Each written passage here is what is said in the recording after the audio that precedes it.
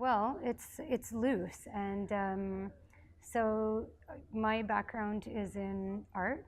I'm a multimedia and performance artist, and so I'm used to working in a really fluid way and also a collaborative way. So the structure is really um, well, fluid is the best word that I can think of, and it's really largely directed by me. So um, that's been partly out of necessity, just because as a PhD student and a mom and an artist, juggling many kind of things, I have to be able to adapt and change and respond according to what I'm able to do in the moment. So how that works with collaboration and funding structure. So in the first year of the project, I had just spent 6 months in New York as a visiting artist or visiting scholar at NYU. And what I had been doing is research into artists in New York City who use food and tours in their work.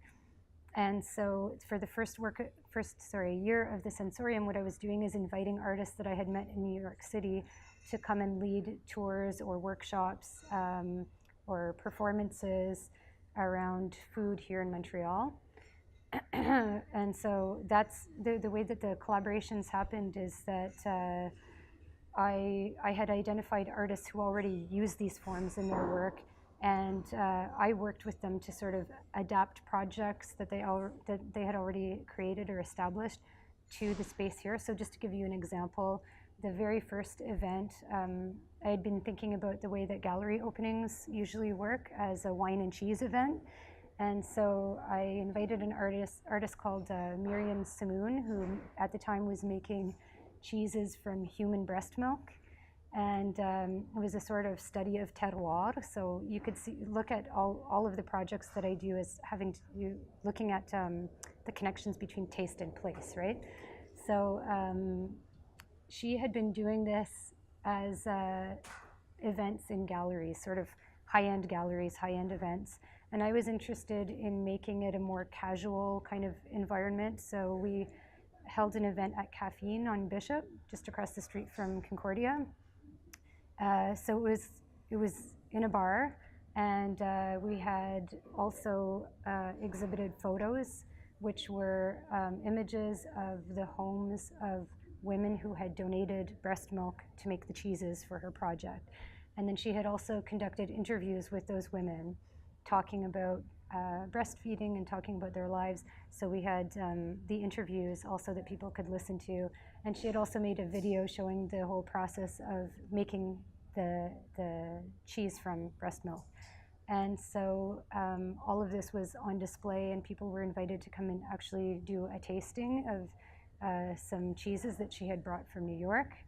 And so that's also an example of how, the people's engagement is elicited in a sensory way, and then there's sort of informal conversation that naturally happens around why are we consuming cheese made from human breast milk, and dealing with immediate reactions of, say, disgust, and then questions that unfold from that around, well, if I'm disgusted by eating cheese from human breast milk, why doesn't cow cheese or sheep cheese disgust me? Why don't I ask the same questions, like where does the mother come from, what are her living conditions, and so on. So back to the question.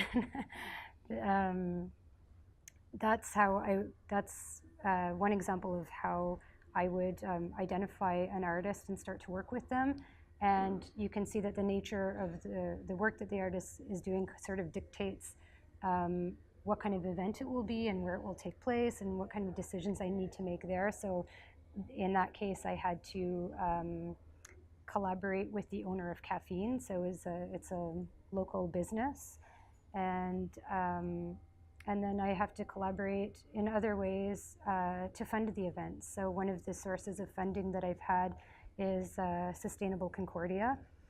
So they've been really supportive of the project over the last few years. And I've also gotten funding from all kinds of Concordia small project grants as well as the Center for Sensory Studies, where I've been working as coordinator for the last few years. I would also say that in terms of collaborations, I'm always looking for other food groups that have similar objectives to me and trying to partner with them in various ways. And that also unfolds really dynamically and fluidly.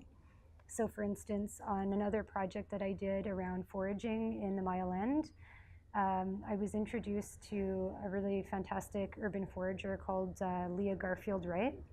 And she and I and another artist called Tayan Ing Chan partnered on that project. And it was a project that unfolded over several weeks. And so it wasn't just most of the events I do are sort of one-time events. And in the first year, there was also, I would also organize an artist talk the day before the event. But in this case, we did it over several weeks because we wanted to invite the public to be part of actually constructing or creating the event itself. So we had a series of walks that we publicized through Facebook and also through posters around the Mile End and around Concordia, and through my mailing list. And people were invited to come and basically explore the Mile End and foraging in the Mile End. So we were looking for all kinds of different ways of eating for free in a neighborhood that is usually treated as a kind of, the way I think of it is as a stage, right? So there are expensive food tours that you can take to go and experience the front stage of the Mile End, whereas what we were interested in looking at was what I call the backstage, like the alleys and the dumpsters and the things that are thrown away that are perfectly edible. And so we did that over 5 different walks, and anybody who came to the walks was able to sort of direct our path. And then we brought all of that together, Tan and Leah and I, as a final walk through the Mile End, showing people how they could eat for free there. And Leah, the urban forager, had been in contact with Les Fruits Défendus. I don't know if you know that group. It's not a Concordia-based group, but a Montreal-based group that works with Centre Paul Roulant, which is another food group in Montreal. And what they do is to help homeowners who have fruiting trees but don't have time to harvest them. So they go and do all the harvesting, and then they divide the harvest in 3. And the volunteer takes a third. A third goes to Centre Paul Roulant, who does a Meals on Wheels program. And then the other third goes to the homeowner. So because of that connection, we arranged that during the final tour, we would stop by a yard where Fruits Défendus was doing picking. So we stopped by there, and then people got introduced to one of the organizers, and he explained the project, and people on the tour picked some fruit, and so they got introduced to another organization as part of that too. And that's just to give you one example, but in all of the projects I do, I'm trying to look at different organizations that I can partner with to let people know that they exist, and also to enable the event to take place, whether it's to have a space or have a taste of something. So yeah, I think that sort of gives you an idea of how fluid it is and how it's always changing. I've also worked with people just by them contacting me through email and saying, hey, I do foraging, or I do cheese making, or whatever, do you want to work together? So we do it like that. And yeah, all of the promotion, the publicity, all of the recording of the events, I do most of it myself. In some cases, I've been able to hire people from funding I've gotten through the small grants that I told you about. So last year, I was able to hire a student to design a catalog that documented the last year's event. So that's one thing that I've tried to do, is produce some kind of art catalog every year to as documentation of what's taken place. And I also, in terms of archiving the project, either or videotape, take pictures, written documentation as well. And I put all of it up in its raw form on the website so that anybody can get information if they weren't able to take the tour or go to the event themselves. It's all there for them to use in whatever way they want. So, and just not to take all the credit myself, with the documentation, over time what's happened is people have ended up helping me. So my partner, Eric DeLeon, is a graphic designer, and he comes to a lot of the events, and over the last few years he's documented quite a bit as well, because before it was, I would literally be videotaping with one hand and taking pictures with the other and then writing about it. So yeah, I end up getting help also in very fluid and dynamic ways.